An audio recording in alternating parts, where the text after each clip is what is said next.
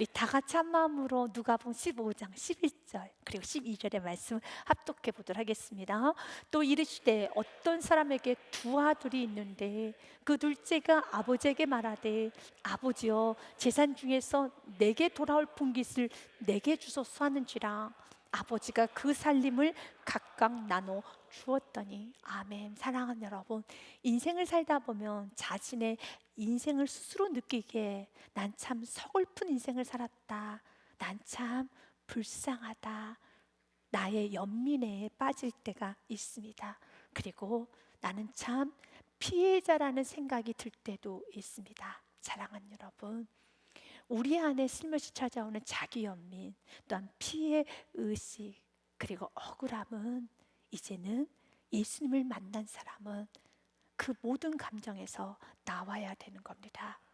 예수님을 만난 사람은 이제 더 이상 억울해하지 않습니다. 자신을 피해자라고 생각하지 않습니다. 여전히 내가 예수를 만났음에도 불구하고 나의 마음에 억울함이 있다며, 내 마음에 내가 너무 불쌍한 것 같아 라는 생각이 끊어지지 않고 있다라며 오늘 말씀을 통하여 치유받으십시오. 그리고 회복되시기를 바라겠습니다. 아버지에게 두 아들이 있었습니다. 그런데 그 둘째 아들이 아버지에게 이렇게 말합니다. 아버지, 내게 주실 분깃을 주옵소서라고 말합니다. 여기서 분깃은 유산을 말합니다. 이 유산은 그 당시에 아버지가 돌아가시고 난 후에 받아야 되는 겁니다. 그래서 장자는 3분의 1을 받았고 차자는 3분의 1을 받았습니다. 그런데 만약 아버지가 살아 있을 때 유산을 받게 되면 자신이 받아야 되는 그 분깃 중에 9분의 1밖에 받지 않는 겁니다. 그래서 살아있을 때 아버지에게 유산을 요구한다는 것은 매우 무례한 일이며 그리고 매우 어리석은 일이지요.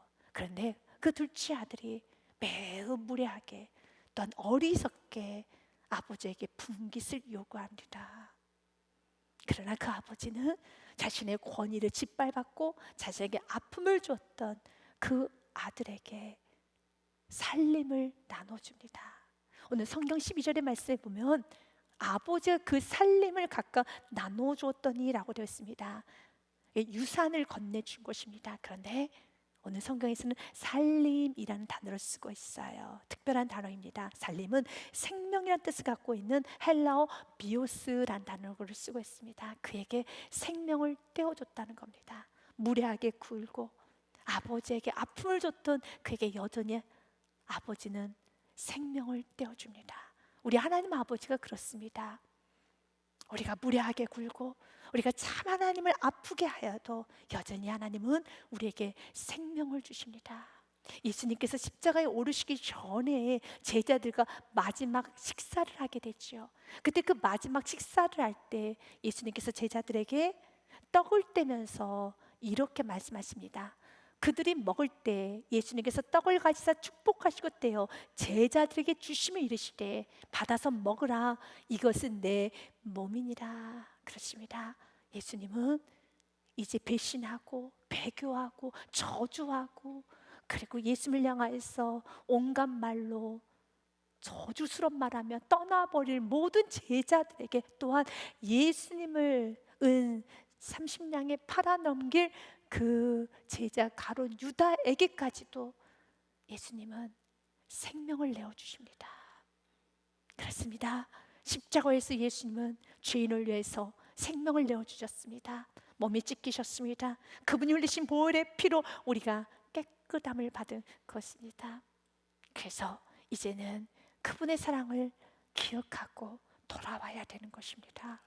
오늘 그 둘째 아들은 아버지의 생명을 가지고 나갔습니다. 그리고 그 아버지는 집 나간 아들이 돌아오기만을 기다리며 기도하고 있습니다. 그러나 그 생명을 가지고 나갔는데 생명과 같은 물질, 생명과 같은 시간, 생명과 같은 모든 것을 가지고 나갔는데 그 생명을 허랑방탕하게 쓰고 다 없애버립니다. 그리고 결국은 그는 돼지치는 일을 합니다. 성경 말씀에 보니 이렇게 되어 있습니다. 14절부터 말씀해 보니요, 다 없앤 후 그 나라에 크게 흉년이 들어 그가 비로소 궁핍한지라 가서 그 나라 백성 중 한 사람에게 붙여 사니 그가 그를 들로 보내어 돼지를 치게 하였는데, 유대인들은 돼지를 부정한 동물로 여겼기 때문에 돼지를 먹지도 않았고 돼지 치는 일을 아주 혐오했었습니다. 그런데 그가 돼지 치는 일을 합니다. 그리고 16절 말씀에 보면 돼지가 먹는 쥐염염매를 나도 먹고자 했었지만 그것조차 허락되지 않게 됩니다. 그가 돼지 먹는 쥐염염매로 배를 채우고자 하되 주는 자가 없는지라. 그렇습니다. 주인 곁을 떠나면은, 아버지 품을 떠나면 이렇게 삶은 무너지게 되어 있어요. 여러분 기억하셔야 됩니다. 아버지 집이 좋은 겁니다. 하나님 아버지 안에 풍족함이 있습니다. 하나님 아버지 안에 생명이 있습니다. 그런데 그 둘째 아들은 너무 큰 은혜가 임하여서 우리 모든 인생 가운데 바로 17절의 은혜가 임해야 되는 겁니다. 바로 그 둘째 아들이 스스로 돌이켜 이르되 그가 생각을 하게 됩니다. 두 가지 생각을 합니다. 그 첫 번째는 내 아버지의 양식이 풍족한 부분이 얼마나 많은가, 아버지가 생각납니다. 그렇습니다. 우리가 원망하고 절망하고 불안해하고 두려워하며 마음 안에 모든 욕심과 시기와 질투와 마음이 한없이 세상을 향해 나아갈 때, 그때 아버지가 생각나면 돼요. 그때 십자가의 사랑이 생각나면 됩니다. 그때 나에게 베푸신 그 은혜가 생각나면 되는 겁니다. 그가 생각이 납니다. 그래, 맞아, 우리 아버지 집은 너무 좋지, 아버지의 집은 너무 풍족하지, 우리 아버지는 너무 좋으신 분이지, 아버지에게는 양식이 풍족한 부분이 얼마나 많은가. 두 번째, 나는 여기서 줄여 죽는구나. 내가 왜 이렇게 생활하고 있지? 내가 왜 이렇게 무너져 있지? 내가 왜 이렇게 비참하게 살지? 내가 왜 이렇게 불평하지? 내가 왜 이렇게 원망하지? 왜 나의 말에 사랑의 말이 나와야 되는데 저주의 말을 하지? 왜 이렇게 정죄를 하지? 비난을 하지? 나 자신에게 이렇게 자학스러운 말을 왜 하는 것이지? 깨달아야 되는 겁니다. 오늘 그가 스스로 돌이켜 이르되라고 했습니다. 여기서 스스로 돌이킨다는 말은요, 여러분, 혼자 스스로 돌아왔다는 의미가 아닙니다.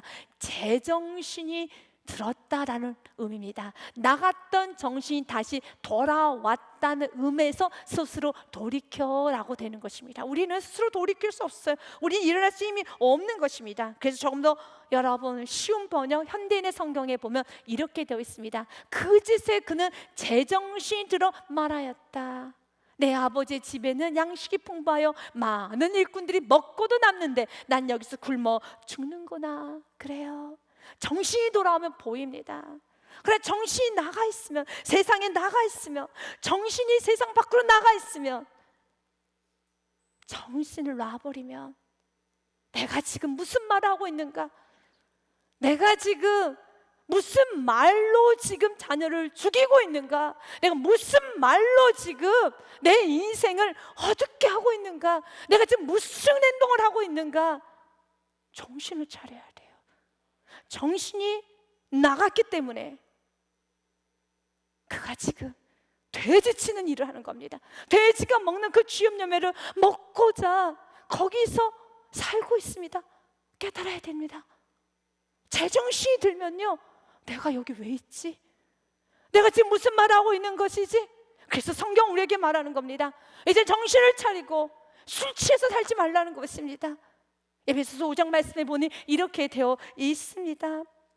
세월을 아끼라, 때가 악하니라. 그러므로 어리석은 자가 되지 말고 오직 주의 뜻이 무엇인가 이해하라. 18절 말씀 같이 읽습니다. 술 취하지 말라. 이는 방탕한 것이니 오직 성령으로 충만함을 받으라. 아멘.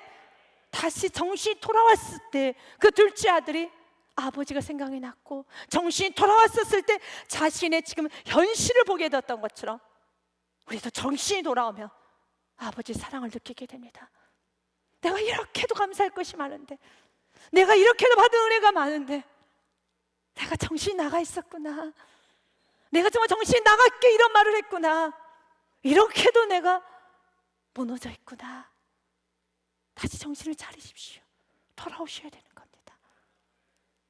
정신을 차리게 되면 우리의 시선은 하나님을 향하고 하나님 내게 베풀으신 귀한 은혜에 넘쳐서 다시 감사하게 되는 겁니다. 사랑하는 여러분, 주님이 여전히 여러분에게 이렇게 말씀하십니다. 스마일 3장 17절 말씀, 여러분에게 하시는 말씀입니다. 너의 하나님 여호와가 너의 가운데 계시니 그는 구원을 베푸실 전능자이시라. 그가 너로 말미암아 기쁨을 이기지 못하시며 너를 잠잠히 사랑하시며 너로 말미암아 즐거이 부르며 기뻐하시리라 하리라. 이사야서 말씀도 이렇게 기록됩니다. 같이 읽습니다. 버러지 같은 너희 야곱아, 너희 이스라엘 사람들아, 두려워하지 말라. 나 여호와가 말하노니 내가 너를 도울 것이라. 내 구속자는 이스라엘의 거룩한 이라. 아멘. 버러지 같은 너 야곱아, 그러나 두려워하지 말아라.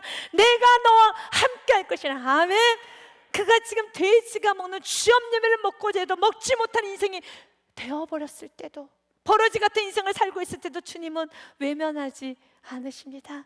그가 주님께 아버지 집으로 돌아가고자 했을 때 그 아버지는 먼저 달려가서 그를 안고 그에게 모든 것을 다 회복시켜 주십니다. 성경 말씀에 보니 18절부터 20절 말씀에 보면 내가 일어나 아버지께 가서 이르기를 아버지 내가 하늘과 아버지께 죄를 지었사오니 지금부터는 아버지의 아들이라 일컬음을 감당하지 못하겠나이다. 나를 품꾼의 하나로 벗어서 하리라 하고 20절 말씀에 보면 이에 일어나서 아버지께로 돌아가니라. 아직도 거리가 아주 먼데 아버지가 그를 보고 죽겠냐 하여 달려가 먹으라고 입을 맞추니. 믿으십니까? 우리 아버지는 항상 우리를 맞아주십니다.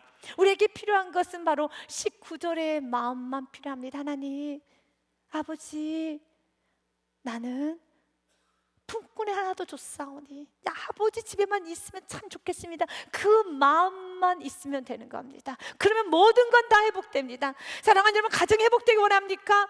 하나님과의 관계가 회복되기 원합니까? 여러분 인생이 회복되기 원합니까? 여러분 삶의 질이 좋아지기 원합니까? 그렇다면 주님 저는 품꾼의 하나도 줬사오니 이 공간에만 있으면 되겠습니다. 내 가정이라는 공간 안에만 있어도 감사합니다. 내가 예배할 수 있는 공간 안에서 내가 예배만 드려도 감사합니다. 더 이상 저는 바랄 것이 없습니다. 품꾼의 하나도 줬사오니 말씀만 들을 수 있다라면, 아버지 함께 할 수 있다라면 저는 충분합니다. 이 부분에 있어서 찰스 스프전 목사님은 이런 말로 좀 은혜를 나누는 글을 보았습니다. 읽어드립니다. 당자는 더 이상 자랑하지 않습니다. 자기를 칭찬하는 말이 그 입술에서 하나도 나오지 않습니다. 오직 애통하며 자백하고 있습니다. 주인이여, 그대가 만일 구원을 받고 싶으면 높은 자리에서 내려와서 자신의 불의를 인정해야 합니다. 자신이 악한 일을 한 것을 자백하고 자기 죄를 설명하려고 들지 마세요. 자신의 현실을 선하게 말하려고 변명하지 마세요. 겸손하게 자신이 죄인임을 인정하고 예수님의 손에 자신을 맡기십시오. 그러면 복락을 얻게 될 것입니다. 그렇습니다. 여러분의 죄를 설명하려도, 여러분의 부족함을 변명하려고도 하지 마십시오. 주님은 다 아십니다. 풍족한 아버지, 사랑 많으신 아버지에게 나는 품꾼도 줬사오니 아버지 집에만 있으면 참 좋겠습니다는 그 마음만 소유하시기를 바라겠습니다. 둘째 아들은 회복이 됩니다. 모든 것이 다 회복이 되었습니다. 그러나 첫째 아들은 회복이 되지를 못합니다. 첫째 아들이 밭일을 하고 돌아오는데 풍악 소리와 춤추는 소리를 듣고 종에게 묻습니다. 도대체 이게 무슨 소리인가? 한 종을 불러 이 무슨 일인가 물은데 대답하되 당신의 동생이 돌아왔음에 당신의 아버지가 건강한 그를 다시 맞아들이게 됨으로 인하여 살찐 송아지를 잡았나이다. 당신의 동생이 돌아왔습니다. 그래서 아버지가 지금 너무 기뻐하십니다. 여러분, 나의 아버지가 기뻐하면 나도 기뻐해야 되는데 오늘 성경 말씀에 보니 28절에 그가 분노를 합니다. 화를 냅니다. 그가 노하여 들어가고자 하지 아니하거늘 아버지가 나와서 권한대. 왜 그가 화가 났을까요? 29절과 30절 말씀에 보면 나 너무 화납니다. 나 너무 화가 납니다. 아버지께 대답하여 이르되 내가 여러 해 아버지를 섬겨 명을 어김이 없거늘 내게는 염소 새끼라도 주어 나와 내 벗을 즐기게 하신 일이 없으시더니 아버지의 살림을 창녀들과 함께 삼켜버린 이 아들이 돌아오매 이를 위하여 살찐 송아지를 잡으셨나이다. 나에게는 아무것도 해주지 않았으면서 집 나간 아들이 돌아오니 소를 잡으셨나요? 화를 냅니다. 사랑하는 여러분, 첫째 아들은 자신이 아버지와 함께 했던 그 아름다웠던 시간, 그 은혜가 이제는 자신의 수고가 되고 공로가 되어서 이젠 그는 아버지가 보이지 않는 아주 아버지 앞에 대들고 대적하고 아버지에게 참 아픔을 주는 아들이 되었습니다. 그리고 성경 결론, 첫째 아들은 돌아오지를 못합니다. 그래서 우리는 이 첫째 아들 통하여서 두 가지의 은혜를 받고자 합니다. 첫 번째로, 은혜로 살아왔던 삶이 공로로 변질이 되어서는 안 됩니다. 그가 고백한 그대로 그는 아버지 명을 어김없이 살았습니다. 열심히 살았어요. 그래서 돼지치는 일을 안 한 거예요. 그래서 돼지가 먹는 쥐염염을 먹지 않고 인생이 부족했지만 고상한 인생으로 산 거예요. 둘째 아들이 어떻게 살았겠습니까? 모르지요. 하나님은 다 아시죠. 죄를 짓고 사는 인생, 하나님 밖에서 나갔던 그 삶이 어떤 삶을 살았는지 우리는 몰라요. 그러나 여러분이 정말 첫째 아들처럼 나도 둘째 아들과 같이 세상을 향해 서랑방탕하게 살 수 있었고 엉망진창으로 살 수 있었고 막 살 수 있었고, 왜냐하면 나도 연약함이 있고 악함이 있고 부족함이 있고 세상 정욕이 있기 때문에 나도 수만 번 아주 교만하게 불순종하면서 세상에 못된 행동은 다 하면서 살 수도 있었을 것이지만, 그래도 내가 첫째 아들처럼 내가 아버지 명을 지킬 수 있었다면 은혜이죠. 내가 이렇게 가정을 지키고 부족하지만 건강한 신앙생활을 하고 가정생활을 하고 내가 일할 수 있었다면 은혜이지요. 여러분이 했던 수고가 이건 은혜로 남아야 되는 겁니다. 그래서 하나님께서 축복을 하셨잖아요. 돼지 치는 일을 하지 않도록, 돼지가 먹는 쥐염 열매 먹지 않도록, 또 아버지에게 아픔 주지 않는 인생으로 살게 하여 주셨잖아요. 그러면 은혜로 알고 하나님 감사합니다, 고맙습니다 해야 되는 것인데 그 은혜를 저버렸어요. 수고만 남습니다. 자신이 했던 모든 여러분 수고가 이제 공로가 되어서 아버지께 대들기 시작합니다. 아버지, 이렇게 결정하시면 안 됩니다. 나도 소와 양을 잡는 부분에 있어서는 나에게도 말할 수 있는 권리가 있습니다. 왜 그렇습니까? 이미 둘째 아들은 자신의 지분을 가지고 나갔습니다. 그럼 남은 건 다 누구 거로 생각했는가? 본인 거로 생각했었습니다. 그래서 그는 아버지가 기뻐하고 나갔던 아들이 돌아오니까 춤을 추고 있는 그 아버지 얼굴은 전혀 보이지 않고 아버지 속을 다 뒤집어 버리는 거예요. 그래서 그의 마음 안에 아버지가 없어요. 그의 마음 안에는 둘째 아들처럼 세상 소와 양 물질밖에 없는 거예요. 아버지가 보이지 않는 겁니다. 그래서 두 번째, 깨달으십시오. 이제는 은혜를 잊으면 감사가 아니라 억울함만 남습니다. 그가 했던 말, 29절 말씀은 이런 말을 하죠. 아버지께 대답하여 이르되 내가 여러 해 아버지를 섬겨 명을 어기었거늘 내게는 염소 새끼라도 주어 나와 내 벗을 즐기게 하신 일이 없더니. 염소 새끼 한 마리도 준 적이 있습니까? 이 말에 아버지가 너무 마음이 아파서 너는 나와 함께 했잖아. 그는 아버지 함께 했던 시간의 귀함을 몰라요.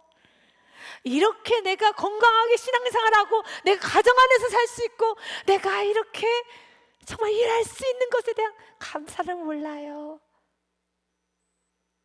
그도 나갔던 정신이 돌아와야 돼요. 예수님 만나야 돼요. 조금 더 정확하게 말하면 세상 정욕 버려야 돼요. 아버지가 말합니다. 아버지가 이르되 얘야 넌 항상 나와 함께 있으니 내 것이 다 내 것이로되. 하나님과 함께하고 있었는데, 아버지 함께하고 있었는데, 아버지는 자녀와 함께하고 있어서 그것은 충분하다고 말하는데 아버지는 충분치가 않아요. 뭐만 보인가? 소와 양과 염소만 보여요. 그래서 그가 이렇게 말합니다. 단 한 번도 나는 나를 위해서 아버지 염소 새끼 한 마리라도 나에게 주신 적 있습니까? 혹시 여러분이 신앙생활 하면서 나는 제대로 한 번 먹어본 적도, 한 번 입어본 적도, 놀아본 적도, 가져본 적도 없다, 난 참 내 인생 억울하다, 항상 피해의식이 있다라면, 난 너무 억울해, 난 제대로 한 번 내 것을 누려본 적이 없어, 나는 항상 희생만 했어, 항상 난 너무 억울해, 내 인생이 너무 불쌍하게 느껴져, 나의 연민에 빠져 살고 있더라면, 여러분 이젠 여러분 마음 안에 있는 세상 정욕을 버리고 십자가의 사랑으로 채워야 할 때가 아닌가 싶습니다. 그는 소와 양과 염소를, 세상을 내다 버려야 합니다. 둘째 아들은 드러나게 세상을 쫓아갔고 그는 아버지 집 안에 있으면서도 그의 마음 안에는 세상으로 가득했습니다. 그래서 감사를 모르는 겁니다. 그날 아침에도 염소를 먹었습니다. 어제도 염소 새끼를 먹었습니다. 매일매일 먹었습니다. 매일매일 먹어도 채워지지가 않습니다. 여러분 마음 가운데 매일매일 먹어도 채워지지 않으면서 마음 깊은 곳에서는 그래 내가 이렇게 감사를 모르면 안 되는데, 은혜를 모르면 안 되는데, 그러나 여전히 감사가 안 나오고 여전히 은혜가 안 된다라면 주님 앞에 우셔야 되는 겁니다. 주님 내 마음에 무엇이 들어앉아 있길래 이렇게 채워지지 않습니까? 억울할 게 없죠. 그래서 초대 고부였던 어거스틴은 이 첫째 아들에 대한 관하여 이런 말을 남깁니다. 수고가 공로가 되어 의롭다고 여기는 자가 품는 불평은 스스로 불쌍히 여기는 교만이 된다라는 말을 합니다.